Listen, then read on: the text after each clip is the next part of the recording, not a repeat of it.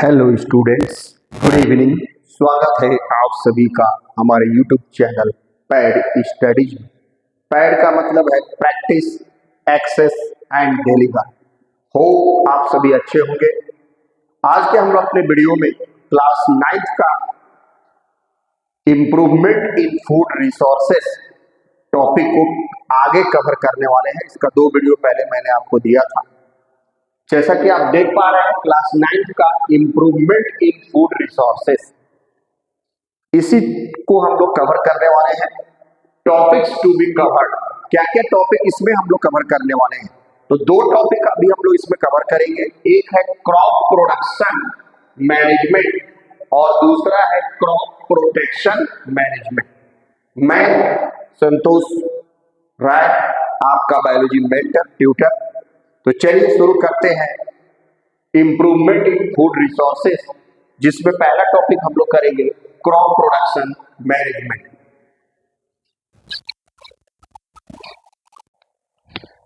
तो पहला टॉपिक हम लोग का है crop production management. Crop production management में इसके पहले हम लोग देखें क्रॉप वेराइटी इंप्रूवमेंट, कि क्रॉप प्रोडक्शन के लिए वेराइटी का सिलेक्शन करना बहुत जरूरी है। तो हम लोगों ने क्रॉप का अच्छा वेराइटी जो है 2 तरीके से सिलेक्ट किया। एक था हाइब्रिडाइजेशन और दूसरा था genetic manipulation. Genetically modified hybrid plant को जब हम क्रॉप प्रोडक्शन के लिए लेते हैं तो उससे क्रॉप का प्रोडक्टिविटी बढ़ता है। लेकिन सिर्फ सीड सिलेक्शन से काम नहीं होगा। क्रॉप की प्रोडक्टिविटी को बढ़ाने के लिए हमको 3 चीज करना होगा, जैसा आप देख पा रहे हैं। तो हम लोग क्या करेंगे, देख रहे हैं कि different farmers can have small और large farms on which they can use different farming practices. The choice of farming practices would depend upon the availability of financial capability and money to the respective farmers hand. Hence, production of crops in India can be divided into following 3 levels. Bharat में सभी एक तरह के farmers नहीं है। यहाँ पर बहुत अलग अलग तरह के फार्मर्स हैं, जिनके पास 3 तरह के फार्मर्स ऐसे हैं: low cost production, low cost production and high cost production. यानी जिसके पास कुछ भी अमाउंट नहीं है, वो अपना सीड्स डाल देते हैं और मॉनसून क्लाइमेट के आधार पर कुछ मेहनत करते हैं, तो उनका इनपुट कुछ नहीं लगता है, उनका क्रॉप का प्रोडक्टिविटी हो जाता है, उनका काम चल जाता है। कुछ ऐसे भी फार्मर्स है जिनके पास कुछ खेत है छोटे मोटे, उनका लो कॉस्ट है, वो बहुत ज्यादा फार्मिंग पर प्रोफेशनल तरीके से इन्वेस्ट नहीं करते हैं, लेकिन फिर भी वो अच्छा खासा प्रोडक्शन करवाते हैं, लो कॉस्ट प्रोडक्शन। लेकिन कुछ ऐसे भी फार्मर्स हैं जो बड़े किसान हैं, जिनके पास काफी अच्छी जमीन है, बहुत ज्यादा जमीन है, और वो मनी के माध्यम से भी बहुत ज्यादा टेक्निकली जो है वो उनके पास अच्छा पैसा है, तो हाई कॉस्ट फार्मिंग वो करते हैं, अच्छा इनपुट लगाते हैं, अच्छी फर्टिलाइजर यूज करते हैं और अच्छी तरीके से वो क्रॉप को प्रोडक्टिविटी को बहुत ज्यादा बढ़ाते हैं। तो इस तरह से लो कॉस्ट और हाई कॉस्ट फार्मिंग इंडिया में होता है। अब क्रॉप प्रोडक्शन मैनेजमेंट करने के लिए, क्रॉप की प्रोडक्टिविटी को बढ़ाने के लिए हमको 3 स्टेप यूज करना पड़ेगा। 3 स्टेप को हमको डील करना पड़ेगा। पहला है न्यूट्रिएंट्स मैनेजमेंट।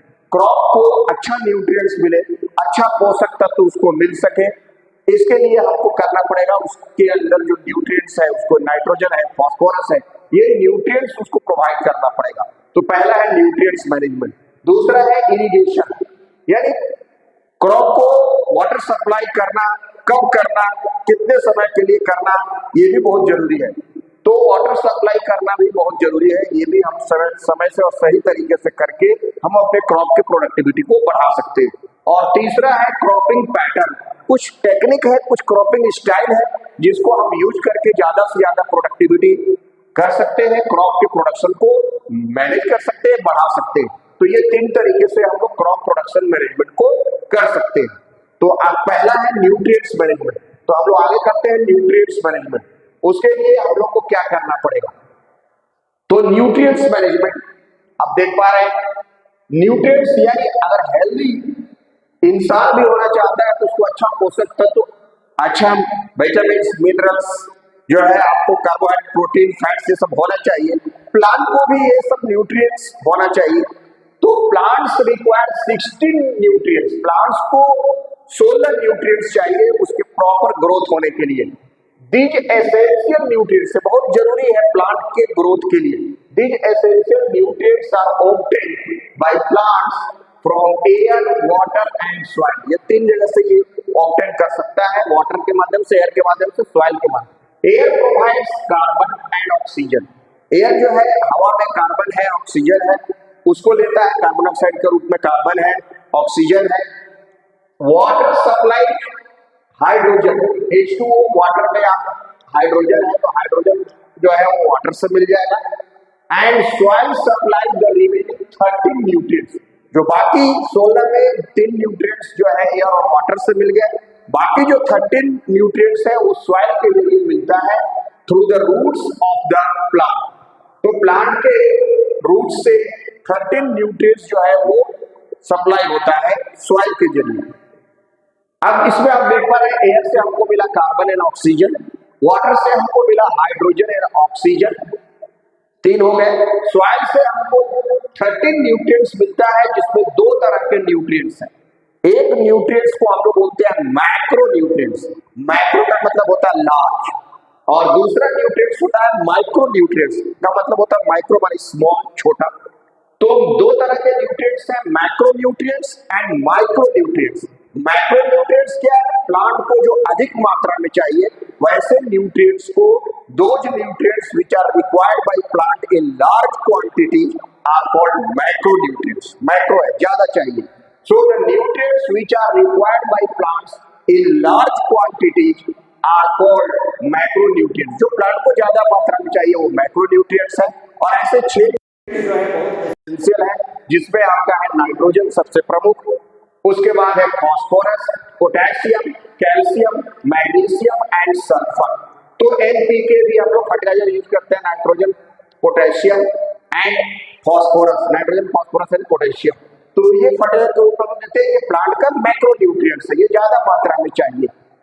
उसके बाद है माइक्रो न्यूट्रिएंट्स, जो न्यूट्रिएंट्स प्लांट्स को कम मात्रा में चाहिए। Nutrients which are required by plants in small quantity are called micro nutrients. उसको माइक्रो न्यूट्रिएंट्स कहते हैं और इसकी संख्या 7 है। फॉर एग्जांपल आयरन प्लांट को कम चाहिए, आयरन, जिंक, मैंगनीज, Mn है ये मैंगनीज, बोरोन बी, उसके बाद है आपको कॉपर Cu, मोलिब्डेनम No, उसके बाद है क्लोरीन Cl। तो iron, zinc, manganese, boron, copper, molybdenum and chlorine, ये 7 न्यूट्रिएंट्स माइक्रो न्यूट्रिएंट्स हैं। ये प्लांट को कम मात्रा में चाहिए लेकिन एसेंशियल ये भी चाहिए, कम चाहिए, इसलिए बोला इसको माइक्रो न्यूट्रिएंट्स। तो हम लोग सॉइल के जरिए 13 न्यूट्रिएंट्स सप्लाई कर सकते हैं, 6 माइक्रो न्यूट्रिएंट्स और 7 माइक्रो न्यूट्रिएंट्स ये प्लांट को चाहिए। अगर deficiency of these nutrients will effect, अगर इन न्यूट्रिएंट्स की कमी होगी, इसीलिए हमको न्यूट्रिएंट्स मैनेजमेंट करना है प्रोडक्टिविटी को बढ़ाने के लिए। तो growth and development of plant effect होगा, ये इफेक्ट करेगा growth and development of plant को। फोटोसिंथेसिस सही ढंग से नहीं होगा तो प्लांट भी हेल्दी नहीं होगा, रिप्रोडक्शन प्लांट का प्रभावित होगा and plants can get disease easily, और प्लांट्स में बीमारी भी लग सकता है। इसलिए प्लांट को ये न्यूट्रिएंट्स चाहिए, ये उसको मैक्रो और माइक्रो न्यूट्रिएंट्स का मैनेजमेंट होना चाहिए। इसीलिए पहला हमको क्रॉप की प्रोडक्टिविटी को बढ़ाने के लिए पहला जो हमारा स्टेप है वो है न्यूट्रिएंट्स मैनेजमेंट। न्यूट्रिएंट्स हमको सही मात्रा में माइक्रो और माइक्रो न्यूट्रिएंट्स को अच्छी तरह से प्लांट को सप्लाई करना चाहिए प्लांट के हेल्दी ग्रोथ के लिए।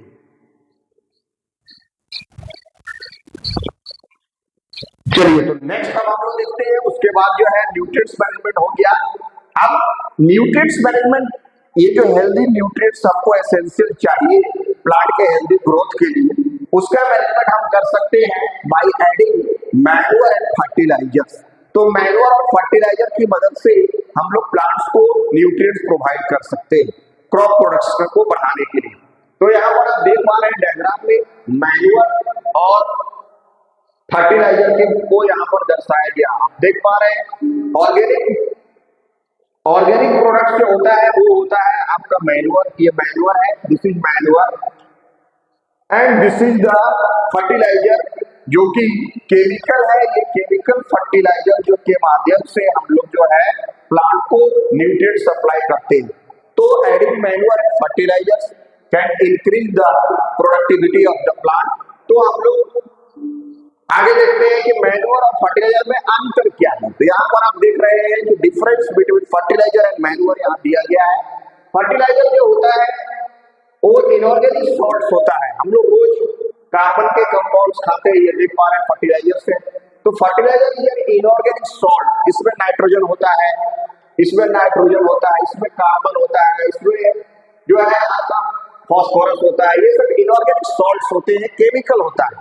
जबकि मैन्योर ये natural substance obtained by the decomposition of cattle dung, human waste and plant residue को हम लोग गड्ढे में डाल करके मैन्योर गोबर वाला खाद तैयार करते हैं। अब fertiliser is prepared in the factory, fertiliser को हम लोग फैक्ट्री में प्रिपेयर करते हैं, where manure can be prepared in the field. वो फील्ड में ओपन जगह में हम लोग गड्ढा खोद के वहां पर फर्टिलाइजर के बदले मैन्योर को प्रिपेयर करते हैं। Manure fertiliser does not provide any humus to the soil, natural तरीके से कोई भी ह्यूमस का मात्रा फर्टिलाइजर जो है वो प्रोवाइड नहीं करता है, वो सिर्फ केमिकल सब्सटेंस के माध्यम से देता है nutrients.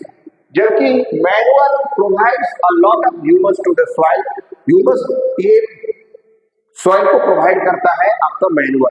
Fertilisers are very rich in plant nutrients like nitrogen, phosphorus and potassium. इन सब को ही मिला करके फर्टिलाइजर प्रिपेयर किया जाता है फैक्ट्री में, इसलिए उसमें नाइट्रोजन, फास्फोरस और पोटेशियम का मात्रा बहुत ज्यादा रहता है, मैक्रो न्यूट्रिएंट्स बहुत अच्छा से उसमें रहता है, इसलिए फर्टिलाइजर देने से प्रोडक्टिविटी बहुत तेजी से बढ़ता है। लेकिन लॉन्ग टर्म में ये अच्छा नहीं है। Manure is relatively less rich in plant nutrients, plant nutrients में मैन्योर जो है वो इतना प्रोवाइड नहीं करता है। फर्टिलाइजर यूज करने से वाटर होल्डिंग कैपेसिटी जो है वो घट जाता है, मैन्योर यूज करने से वाटर होल्डिंग कैपेसिटी जो है बढ़ जाता है। ये भी एक पॉइंट आप यहाँ लिख सकते हैं। फर्टिलाइजर यूज करने से पॉल्यूशन होगा, वाटर पॉल्यूशन होगा, प्लांट को सॉइल का जो प्रॉपर्टी है वो चेंज होगा, उसका टेक्सचर कम होगा। जबकि मैन्योर यूज करने से जो है प्लांट को डिजीज बहुत होने का कम चांस रहेगा, सॉइल का प्रॉपर्टी जो है वो बेहतर होगा और यूजफुल फ्रेंडली माइक्रो ऑर्गेनिज्म की संख्या बढ़ेगी, ह्यूमस का मात्रा भी बढ़ाएगा। तो फर्टिलाइजर से ज्यादा अच्छा है मैन्योर, बट लॉन्ग टर्म में इसके फायदे हैं। तुरंत अगर आपको प्रोडक्टिविटी बढ़ाना है तो we have to use fertiliser. अब एग्जांपल्स ऑफ फर्टिलाइजर क्या क्या है? Ammonium sulphate, sodium nitrate, potassium chloride, super phosphate और यूरिया हम लोग यूज करते हैं, और एनपीके नाइट्रोजन, फॉस्फोरस और पोटेशियम, ये सब केमिकल फर्टिलाइजर है जो फैक्ट्री में बनाया जाता है। मैन्योर का क्या है? कंपोस्ट हम लोग यूज करते हैं, वर्मी कंपोस्ट हम लोग यूज करते हैं, एंड ग्रीन मैन्योर है तो ऑर्गेनिक फार्मिंग चला है जिसमें हम लोग केमिकल्स को बहुत कम यूज करते हैं। आगे भी उसको हम लोग देखेंगे। तो compost, vermi compost and green manure ये हो गया। नेक्स्ट हम लोग देखते हैं टाइप्स ऑफ मैन्योर। मैन्योर जो है उसमें आपका सबसे पहला कंपोस्ट है, वर्मी कंपोस्ट है, ग्रीन मैन्योर है, फार्म यार्ड मैन्योर भी होता है जिसको हम लोग FYM बोलते हैं, FYM फार्म यार्ड मैन्योर। जो वर्मी कंपोस्ट है ये आप देख पा रहे हैं, अर्थवर्म या रेडवर्म की मदद से हम लोग यूज करके जो तैयार करते हैं वो होता है vermi compost. Earthworms usually red wigglers feeding इस पर करता है। कंपोस्ट में हम लोग सिर्फ गड्ढे में एनिमल वेस्ट या प्लांट एक्सक्रीटा को, प्लांट के उत्सर्जित चीज को हम लोग सिर्फ रखते हैं, इसमें कोई अर्थवर्म का यूज नहीं होता। No earthworm feeding. Compost faster है, FASTER यहाँ पर faster, taking longer to compost, ये बहुत लंबा समय लगाता है कंपोस्ट जो है वो डिग्रेडेशन होने में, सड़ने में, गलने में। वर्मी कंपोस्ट जल्दी तैयार होता है रेडवर्म्स की मदद से देने से। Balanced ratio of nitrogen, phosphorus and potassium, बहुत अच्छी तरीके से रेडवर्म्स उसको डिकम्पोज कराता है, उसमें नाइट्रोजन, फास्फोरस और पोटेशियम का मात्रा जो है बहुत ज्यादा रहता है। एमोनियम रिच ये होता है, हालांकि ये प्योर न्यूट्रिशन, ये प्लांट को कंपोस्ट न्यूट्रिशन कम देता है। वर्मी कंपोस्ट जो उससे बेहतर है, ये प्लांट को ज्यादा न्यूट्रिएंट्स प्रोवाइड करता है। तो ये डिफरेंस था कंपोस्ट और वर्मी कंपोस्ट में। चलिए नेक्स्ट हम लोग आगे देखते हैं अब ग्रीन मैन्योर और फार्म यार्ड मैन्योर क्या है। तो ग्रीन मैन्योर जैसा नाम से पता है, ग्रीन प्लांट से तैयार किया जाने वाला खाद, तो ये ग्रीन मैन्योर बेहतर है, आजकल हम लोग उसको यूज करते हैं। एंड फार्म यार्ड मैन्योर भी खेत में मिलने वाले बहुत सारे वेस्ट मटेरियल को हम लोग डिकम्पोज करके तैयार करते हैं, तो उसको हम लोग बोलते हैं फार्म यार्ड मैन्योर। ये भी बेहतर विकल्प हमारा हो सकता है, जिसमें हम लोग केमिकल फर्टिलाइजर के बहुत ज्यादा यूज से बच सकते हैं। Farm yard manure is made from animal waste and breeding, while green manure is made from plants like sunhemp and guar that are grown and tilled into the soil to improve fertility। ये green plants होता है sunn hemp और गुआर, उसको हम लोग खेत में लगा देते हैं और उसको फिर टिलिंग करके, उसको फिर जुताई करके उसको उसी में डिकम्पोज करा देते हैं, सड़ा देते हैं, और उससे जो मैन्योर तैयार होता है वो होता है ग्रीन मैन्योर। तो सनहेम्प और गुआर को मिला करके और खेत में लगा करके उसको फिर डिकम्पोज करके उसको टिलिंग करके उसको जुताई करके उससे हम लोग डिकम्पोज करवाते हैं, वो ग्रीन मैन्योर होता है। Farmyard manure is a decomposed mixture of dung, urine, जैसा बताया कि मलमूत्र उत्सर्जित तंत्र में होता है, and litter for farm animals, जो जानवर होते हैं उनसे ये तैयार किया जाता है। Green manure involves growing specific crops to be ploughed back into the ground before they fully mature. और मैच्योर नहीं होने दिया जाता है, जैसे प्लांट ग्रोथ कर जाता है उसमें बहुत ब्रांचिंग आ जाता है, तो उसको डिकम्पोज करा दिया जाता है, उसको टिलिंग कर दिया जाता है, उसको फ्लाइंग करके उसको जुताई करके फिर खेत में सड़ने दिया जाता है। और सनहेम्प और गुआर ऐसे ग्रीन प्लांट के यूज करने से जो मैन्योर तैयार होता है ग्रीन मैन्योर होता है। उस रिचली सप्लाइड होता है नाइट्रोजन, फास्फोरस और पोटेशियम, उसमें रिचली सप्लाइड हो जाता है। उस सनहेम्प और गुआर से ग्रीन प्लांट्स जो है वो सॉइल को न्यूट्रिएंट्स प्रोवाइड करता है। तो ये difference between farmyard manure and green manure में था।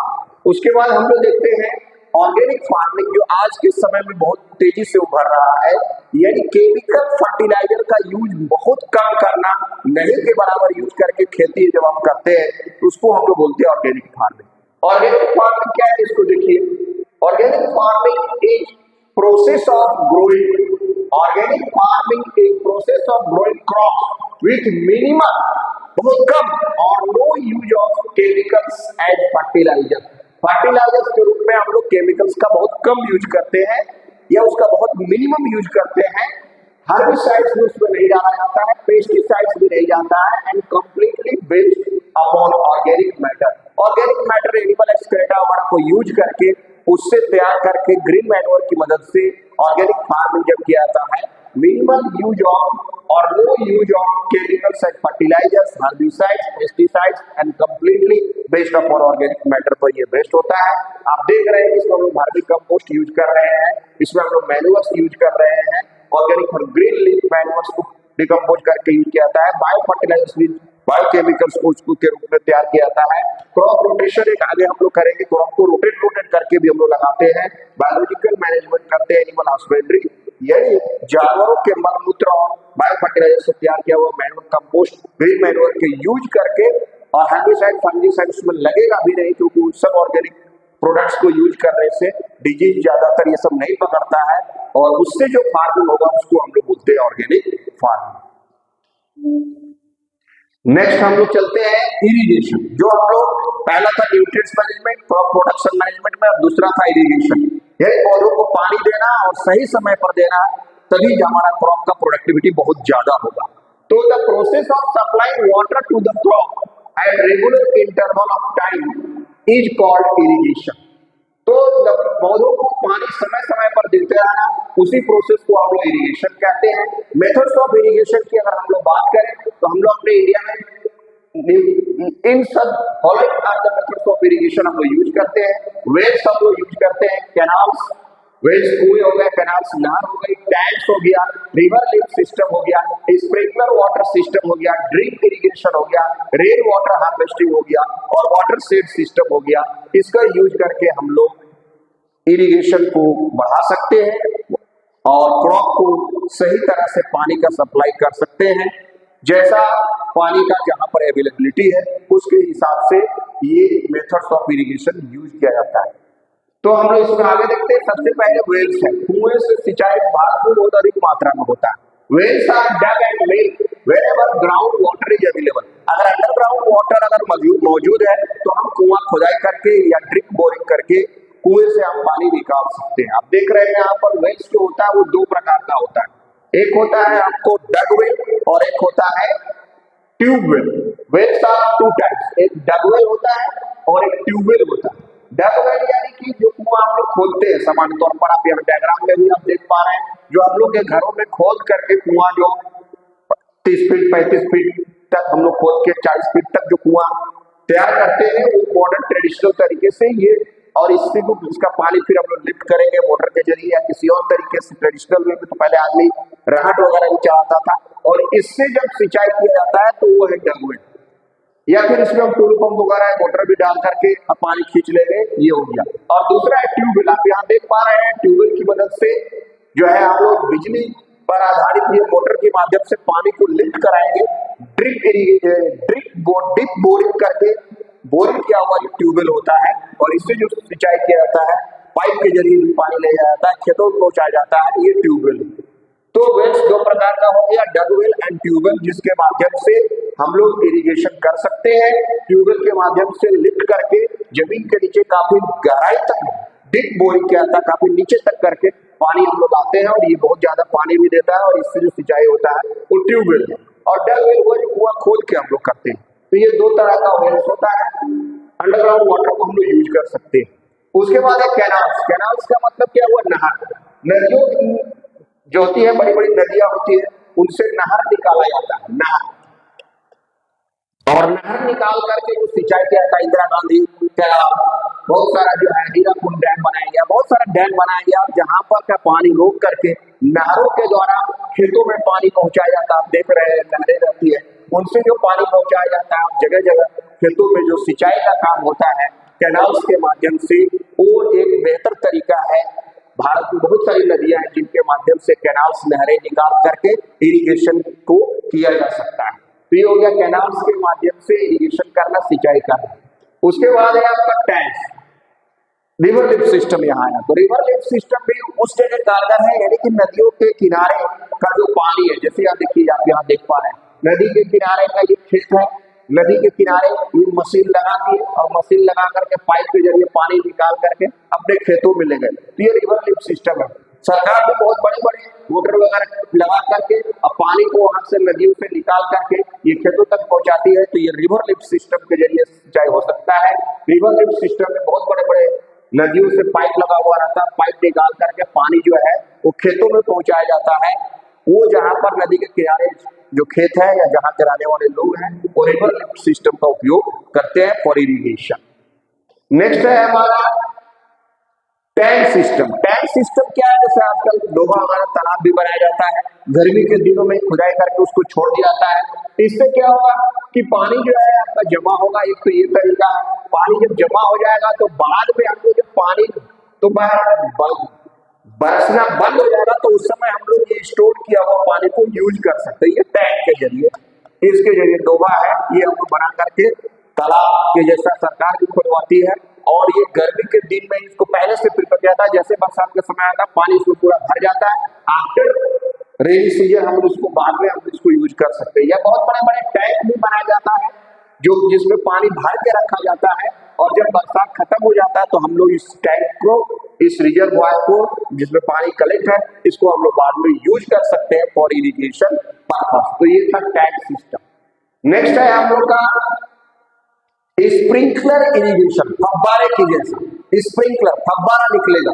इसमें देखिए, इसमें नोजल लगा हुआ रहता है, नोजल लगा हुआ रहता है और पाइप से पानी आता है। इसमें पानी का वेस्टेज नहीं होता है, और जहां पर पानी का कमी है वैसे खेतों में हॉर्टिकल्चरल प्लांट, बागवानी का हो गया या वेजिटेबल्स या बहुत सारे ऐसे प्लांट हैं जिनको बहुत ज्यादा पानी नहीं चाहिए। जैसे धान है तो पानी में डूब के रहता है, लेकिन बहुत सारे जो बागवानी खेती है, जो आपका हॉर्टिकल्चरल प्लांट है, जो जिनको हम लोग अंगूर का पौधा है, सेब का पौधा है, बहुत सारे ऐसे प्लांट है जो सब्जियां है, फलों है, जिनकी खेती के लिए बहुत ज्यादा पानी नहीं चाहिए। तो कम, जहां पानी का अवेलेबिलिटी कम है, वहां ये नोजल पाइप के जरिए जो है स्प्रिंकलर इरिगेशन किया जाता है। स्प्रिंकलर सिस्टम के जरिए खेतों में पानी जो है फव्वारे के माध्यम से पानी जो है वो नोजल पाइप के जरिए सप्लाई किया जाता है। तो ये था स्प्रिंकलर सिस्टम। आप जैसे डायग्राम में देख पा रहे हैं, होप आपको समझ में भी आ रहा होगा। इसके माध्यम से हम हॉर्टिकल्चर प्लांट को, बागवानी कृषि को आसानी से किया जा सकता है, और पानी को कम वेस्टेज किया जाएगा और पानी को बचाया जा सकता है। तो ये था स्प्रिंकलर इरिगेशन, जो मॉडर्न मेथड ऑफ इरिगेशन है, जिसको हम आधुनिक तरीके से टेक्नोलॉजी या नोजल पाइप वगैरह का इस्तेमाल करके हम लोग इरिगेट करते हैं, इरिगेशन करते हैं, पौधों को पानी सप्लाई करते हैं। तो ये था स्प्रिंकलर इरिगेशन। इसी तरह का एक और होता है drip irrigation system. Drip irrigation system में भी पाइप के जरिए जो है वो प्लांट के जड़ों में ड्रॉप बाय ड्रॉप जो है वाटर दिया जाता है। प्लांट की जड़ों में, रूट्स में जो है वाटर हम लोग सप्लाई करते हैं, इधर उधर पानी को वेस्टेज से बचाते हैं। और देख रहे पाइप गया हुआ और जहां जहां ये पौधे हैं वहां वहां पानी इसको छोड़ दिया जाएगा। और ये पाइप के जरिए जो है वो खोल करके जड़ों में पानी दिया जाएगा। ड्रॉप बाय ड्रॉप जो है, बूंद बूंद, ड्रॉप बाय ड्रॉप वाटर का सप्लाई होगा। और इससे drop by drop water is supplied in the roots of the plant, supplied in the roots of the plant. जड़ों में देते हैं हम लोग, पानी का वेस्टेज कम होता है। और जहां पर पानी का शॉर्टेज है वैसे जगह पर ये modern method of irrigation, drip irrigation को किया जाएगा। नेक्स्ट हम लोग देखते हैं, उसके बाद है आपका रेन वाटर हार्वेस्टिंग। तो रेन वाटर हार्वेस्टिंग में हम लोग वाटर को जो है स्टोर करते हैं। रेन वाटर जो है उसको हम लोग जमा करते हैं, छतों में जमा करके गड्ढों में अंदर ग्राउंड वाटर में ले जाते हैं ताकि अंडरग्राउंड वाटर बढ़े। या फिर उस पानी को कलेक्ट करके जमा कर लिया जाता है। छत का पानी या भी जो सीपेज होता है, जो वर्षा का पानी होता है, उसको कलेक्ट किया जाता है। और कलेक्ट करने के बाद उससे जो सिंचाई होगा वो होगा आपका रेन वाटर हार्वेस्टिंग, जो कि पानी का भरपूर यूज होगा इसमें इरिगेशन के पर्पस से। नेक्स्ट है हम लोग का रेन वाटर हार्वेस्टिंग के बाद है water shade system. Water shade system में जो है वो थोड़ा पानी को कलेक्ट किया जाता है। पानी जो है इधर उधर जहां तहां रहेगा उसको एक जगह पानी को जमा किया जाएगा। और एक कैचमेंट डाउनवर्ड वगैरह जगह पर वहां ऊंचा जगह बना करके पानी को जमा किया जाएगा। और जमा करके उसको हम लोग वाटर शेड मैनेजमेंट के जरिए वाटर सप्लाई करेंगे बाद में जब पानी का आवश्यकता होगा तब। तो ये था वाटर शेड सिस्टम। तो ये हो गया हम लोग का इरिगेशन। उसके बाद है हम लोग का क्रॉपिंग पैटर्न। क्रॉपिंग पैटर्न जो होता है ये भी हम एक मेथड है जिसके जरिए हम क्रॉप की प्रोडक्टिविटी को बढ़ा सकते हैं। तो क्रॉपिंग पैटर्न में जो है आपका 3 प्रकार का क्रॉपिंग पैटर्न हम लोग यूज करते हैं। एक हम लोग यूज करते हैं मिक्स क्रॉपिंग, एक हम लोग करते हैं मिक्स क्रॉपिंग, यानी क्रॉप को आपस में मिला देते हैं, 2-3 क्रॉप को आपस में मिलाते हैं और उससे हमको एक साथ 2-3 क्रॉप यूज कर सकते हैं। क्रॉपिंग पैटर्न का पहला मिक्स क्रॉपिंग, दूसरा है इंटर क्रॉपिंग और तीसरा है क्रॉप रोटेशन। क्रॉप को बदल बदल करके लगाना। इंटर क्रॉपिंग में भी 2-3 क्रॉप को आपस में मिलाते हैं लेकिन एक प्रॉपर सीक्वेंस में मिलाते हैं। मिक्स इन रो वाइज हम लोग इसको मिलाते हैं। इसमें मिलाने का कोई तरीका नहीं होता, हम लोग आपस में मिला देते हैं, लेकिन इसमें हम लोग जो है एक तरीके से मिलाते हैं। इसको आगे के डायग्राम में हम लोग बढ़िया समझ पाएंगे कि मिक्स क्रॉपिंग इंटर क्रॉपिंग में क्या अंतर है और क्रॉप रोटेशन क्या है। चलिए नेक्स्ट हम लोग देखते हैं मिक्स क्रॉपिंग और इंटर क्रॉपिंग के डिफरेंस के माध्यम से समझ लें कि दोनों में क्या अंतर है और ये क्रॉपिंग पैटर्न ये दोनों में क्या डिफरेंस है, अक्सर परीक्षाओं में आता भी है। चलिए मिक्स क्रॉपिंग क्या है? It is a system where 2 और more crops are sown and grown together in the same land. एक ही खेत में हम 2 या 2 से अधिक क्रॉप को आपस में मिला दिए। मिलाने का कोई तरीका नहीं है, हमने जैसे तैसे भी मिला दिया, जैसे सरसों और गेहूं को मिला दिया आपस में, मतलब हमने दोनों को मिक्स करके लगाया। एक ही लैंड पर हम 2 या 2 से अधिक क्रॉप को जब लगाते हैं तो उसको हम लोग मिक्स क्रॉपिंग करते हैं। It is a system where the crops are sown to utilise the spaces left between the rows of the main crop. Main crop के साथ साथ जो जगह बच गया है उसको हम लोग एक रो वाइज एक जो है हम लोग लगाते हैं, तो उसको हम लोग बोलते हैं इंटर क्रॉपिंग।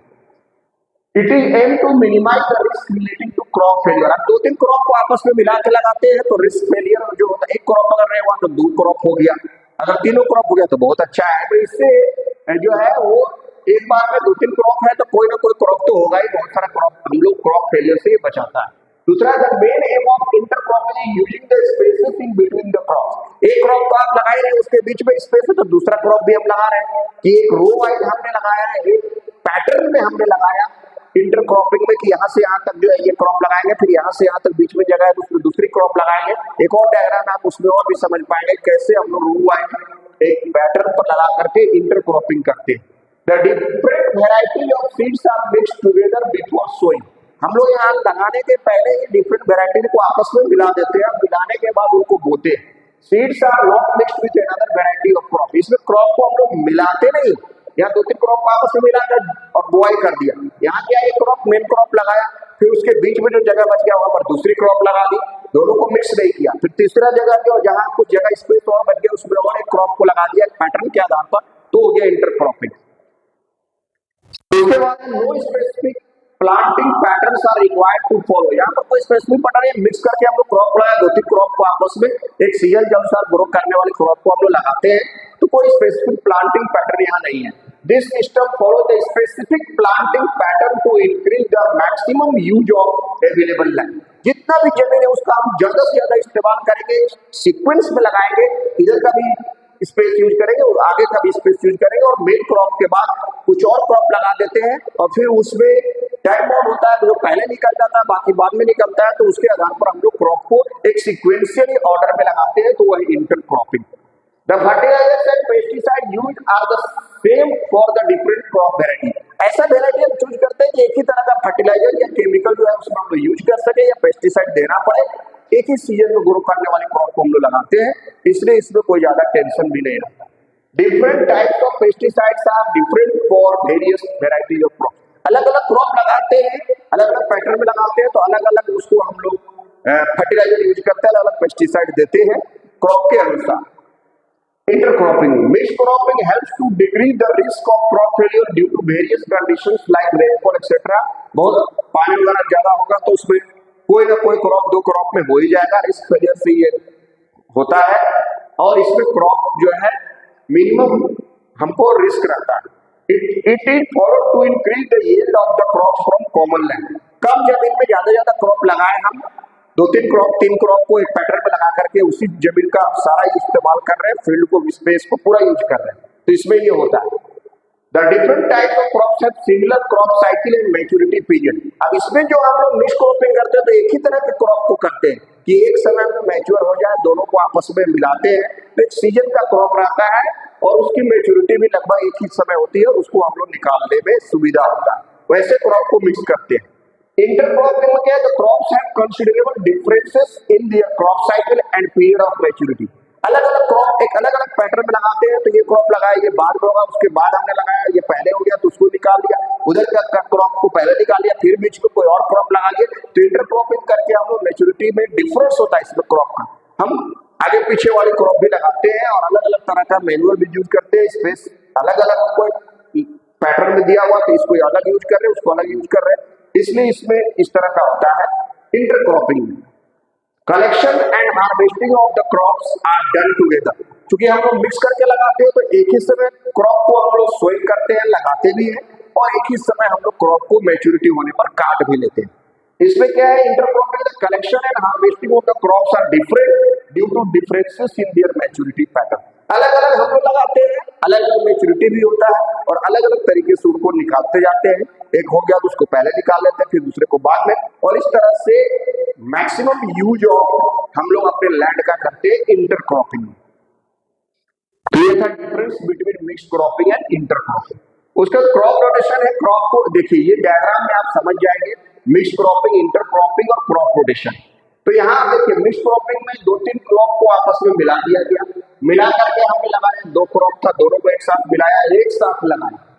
यहाँ पर क्या है, ये क्रॉप पहले यहाँ लगा दिया, फिर जो जगह बचा था यहाँ पर एक दूसरी क्रॉप लगाया, फिर यहाँ पर इस क्रॉप को फिर अलग से एक रो में लगाया, फिर इसको अलग लगाया, और ये अलग अलग टाइम में लगाया गया, अलग अलग मैच्योरिटी होगा, अलग अलग इसको काटेंगे. यहाँ पर मिक्स क्रॉपिंग में हम लोग जैसे मिक्स करके लगा दिए, एक बार लगाए एक बार काट लिए. यहाँ पर एक पैटर्न में हमने इसको ग्रो कराया. एक क्रॉप रोटेशन क्या है, इस साल हमने ये क्रॉप लगाया था, अगले साल दूसरी क्रॉप लगाएंगे, जनवरी में लगा, जून में ये लगाया, फिर ये हम इसको बदल दिए, और इस तरह से क्रॉप रोटेट करके लगाना, ये हो गया क्रॉप रोटेशन. और इंटरक्रॉपिंग एक डिफरेंट पैटर्न में लगाते हैं हम लोग, यहाँ से यहाँ तक ये क्रॉप रहेगा, यहाँ से यहाँ तक ये, फिर बीच में ये जो जगह बचा उसमें ये दूसरी क्रॉप लगा दी, इसको बाद में लगाया, इसको पहले लगाया, इसको फिर बाद में लगाया, इस तरह से, और बाद में हटाया भी, बाद में मैच्योरिटी पर इसको काटा भी. तो ये डिफरेंट पैटर्न में अगर हम ग्रो करते हैं तो इंटरक्रॉपिंग है, और आपस में मिला करके लगा दिया और एक बार में काट लिए, ये मिक्स्ड क्रॉपिंग है. तो ये था difference between mixed cropping, intercropping and crop rotation. Next हम लोग क्रॉप रोटेशन को थोड़ा सा डिफाइन कर लेंगे। Crop rotation is the practice of planting different crops sequentially on the same plot of land to improve soil health, optimize nutrients in the soil and combat pest and weed. Pressure को हटाता है। Sequentially हम लोग बदल बदल करके जब crop लगाते हैं उसको हम लोग क्रॉप रोटेशन कहते हैं। चलिए नेक्स्ट अब हम लोग आ गए जो अपना जो दूसरा टॉपिक था क्रॉप प्रोटेक्शन मैनेजमेंट। क्रॉप का प्रोडक्शन हम लोगों ने बढ़ा लिया न्यूट्रिएंट्स मैनेजमेंट करके, इरिगेशन करके और क्रॉपिंग पैटर्न करके। बहुत अच्छी क्रॉप हो गई, बहुत अच्छा प्रोडक्शन हुआ, लेकिन अगर हम उसको सही तरीके से स्टोर करके नहीं रखेंगे, उसको इंसेक्ट वगैरह से उसको हम नहीं बचाएंगे तो क्रॉप बर्बाद हो जाएगा, हमारा प्रोडक्टिविटी किया हुआ सारा मेहनत पानी फिर जाएगा। इसलिए हम लोग को क्रॉप को प्रोटेक्ट भी करना है। फल लग गया, फल को खा जाएगा कीड़ा तो वो ज्यादा प्रोडक्टिविटी नहीं हो पाएगा, इसलिए क्रॉप प्रोटेक्शन मैनेजमेंट भी बहुत जरूरी है। तो क्रॉप को प्रोटेक्ट किससे करना है? क्रॉप को प्रोटेक्शन करना, वीड कंट्रोल, क्रॉप लगाते के बाद हम लोग को वीड्स कंट्रोल करना है, पेस्ट कंट्रोल करना है, डिजीज कंट्रोल करना, उसमें कोई बीमारी लगा तो उससे उसको बचाना है, एंड स्टोरेज ऑफ ग्रेन्स। ये इस पर चढ़ गया है, आप इसको समझिए, स्टोरेज ऑफ ग्रेन्स है। इससे हम क्रॉप को प्रोटेक्ट करेंगे। लास्ट में क्रॉप प्रोडक्टिविटी बढ़ जाएगा तो उसको हम लोग स्टोर भी अच्छी तरह से करेंगे। तो सबसे पहले वीड कंट्रोल। वीड क्या होता है? The unwanted plants which may grow along with main crops, यानी कि एक क्रॉप आपने लगाया उसमें कुछ अनवांटेड प्लांट निकल आए हैं, उसको हम लोग बोलते हैं वीड्स, खरपतवार।